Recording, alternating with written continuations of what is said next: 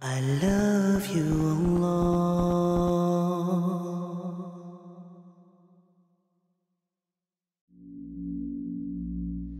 There was an incredibly sad and heartbreaking story that I heard on the news many, many years ago of a San Diego man who was driving home from work, just like he did every other weekday.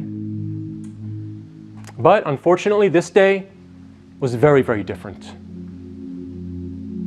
And that's because when he was driving home and he was getting closer to his neighborhood, he heard sirens and he became very concerned. And as he got closer and closer to his neighborhood, he saw smoke billowing and his heart, it dropped. And I want you to try to put yourself in his position.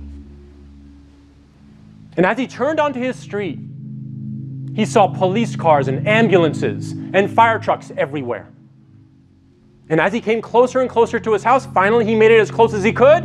He looked up and his house was engulfed in flames. And his family was still inside. And the end result was his 2 children and his wife and his mother-in-law all died. Now just try to imagine being him. Obviously we can't do that unless you've lost somebody very close to you, tragically.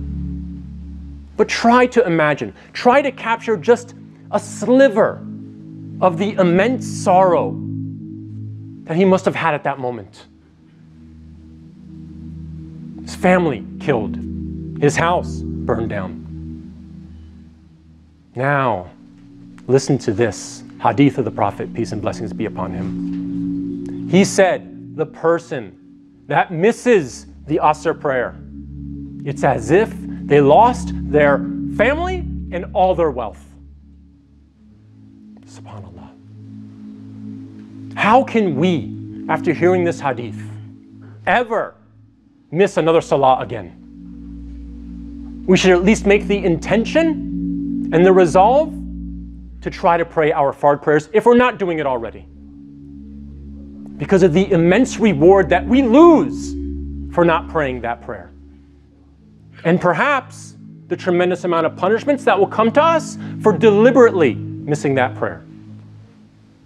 The Prophet, peace and blessings be upon him, he said, the first thing that will be inquired, that you will be held to account for on the day of judgment, is your salah. If it is sound, you will be successful. And if it is lacking in any way, you will be doomed. In another hadith, the Prophet, peace be upon him, he said that if someone leaves off the prayer, meaning they don't pray, they are a disbeliever. And then finally, in Surah 74, ayah 42 and 43, a conversation is conveyed to us, is documented, of the people in paradise who look down on the people of hell and ask them, what caused you to be in hell? And they responded, we were not of those who prayed.